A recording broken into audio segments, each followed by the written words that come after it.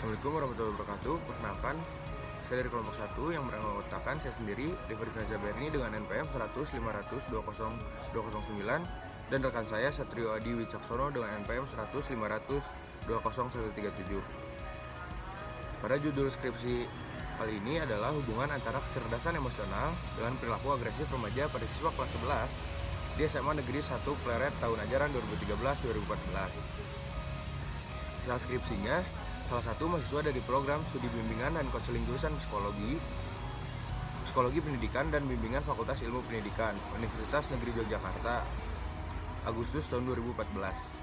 Analisis deskriptif. Di Indonesia, aksi-aksi kekerasan dapat terjadi di mana saja, seperti di jalan-jalan, di sekolah, di komplek-komplek perumahan, bahkan di pedesaan.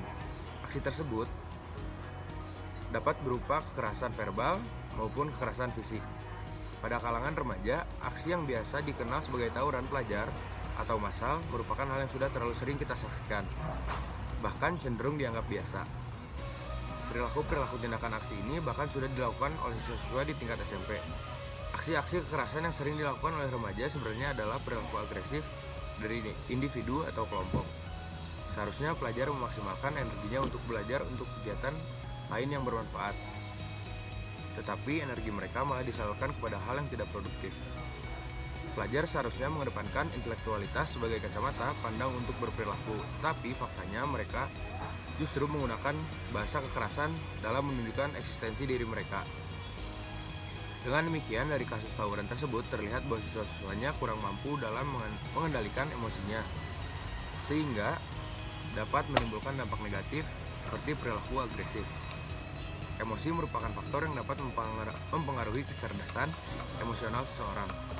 Emosi adalah perasaan yang ditunjukkan kepada seseorang atau reaksi terhadap suatu kejadian. Menurut Goleman, emosi secara garis besar dapat terbagi menjadi dua, yaitu emosi positif dan emosi negatif.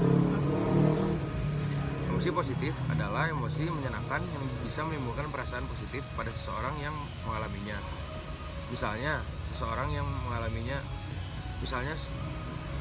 senang, gembira, dan kagum. Sedangkan emosi negatif adalah emosi yang tidak menyenangkan, yaitu emosi yang menimbulkan perasaan negatif. Di antaranya yaitu marah, benci, takut, dan lain-lain. Semua orang pasti pernah melakukan emosi kapan saja dan dapat berubah sewaktu-waktu. Sekian dari saya. Selanjutnya akan dilanjutkan oleh rekan saya yaitu Satrio. Terima kasih. Oke, baik. Terima kasih Devori telah memberikan saya kesempatan. Selanjutnya, untuk metode penelitian dari skripsi ini menggunakan metode penelitian kuantitatif korelasional. Mengapa dikatakan korelasional? Karena penelitian ini tuh dilakukan untuk mengetahui korelasi antara dua variabel, yaitu variabel independen dan juga variabel dependen. Lalu dikatakan kuantitatif karena data atau informasi yang dikumpulkan itu diwujudkan dalam bentuk kuantitatif atau angka-angka. Seperti itu. Jadi tadi dikatakan korelasional itu karena penelitian ini mencari hubungan antar variabel dan disebut kuantitatif karena datanya berupa angka-angka. Nah, lalu selanjutnya variabel penelitian deskripsi ini ada dua, yaitu ada variabel bebas, yaitu variabel bebasnya adalah kecerdasan emosi dan variabel terikatnya adalah perilaku agresif.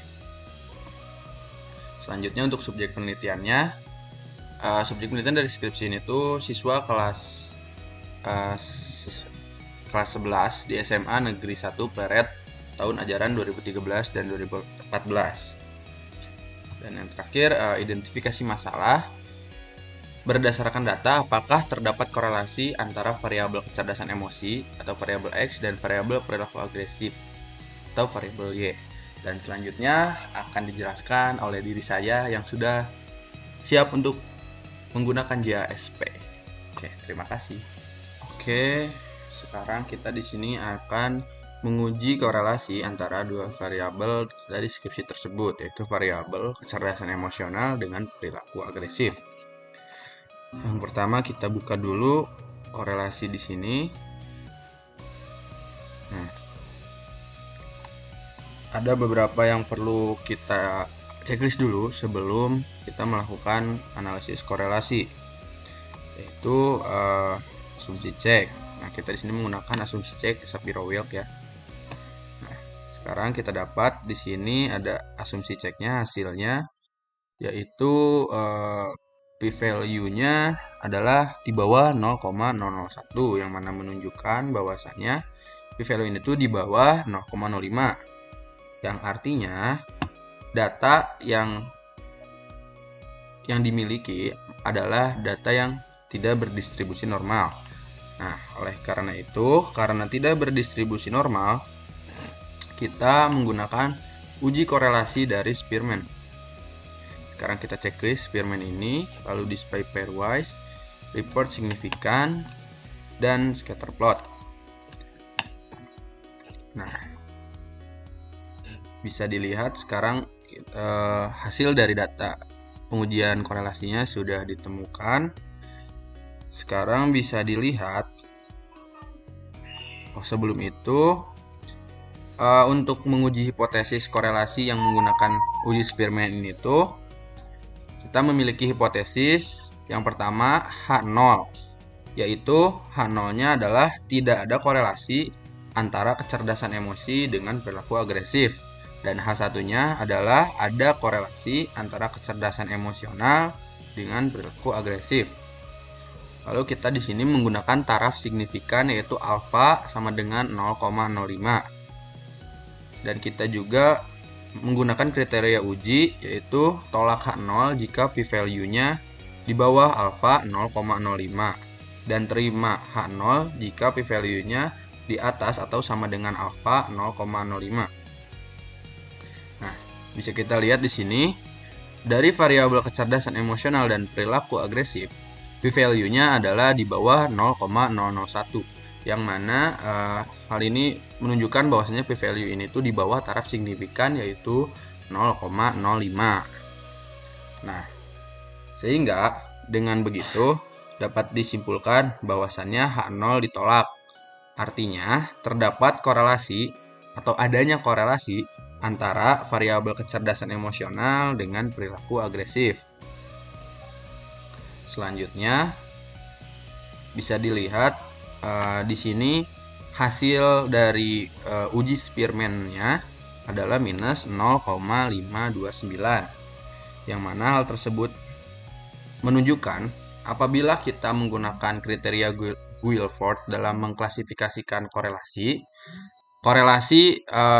dari data ini tuh memiliki korelasi yang sedang karena berada di taraf 0,5. Seperti itu. Lalu bisa dilihat juga di sini ada tanda negatif ataupun minus, dan di garis scatter plotnya miring ke arah kanan ya. Yang mana hal ini menunjukkan bahwasannya korelasi yang dimiliki oleh data tersebut merupakan korelasi yang negatif ataupun sebaliknya. Dengan kata lain, jadi apabila salah satu variabel itu naik, maka variabel yang lainnya akan turun. Nah, seperti itu. Dari hasil analisis tersebut, maka kita menyimpulkan bahwasannya kita yakin sebanyak 95% kedua variabel tersebut memiliki korelasi negatif yang signifikan dan sedang. Hal tersebut dikarenakan hasil analisis yang tadi.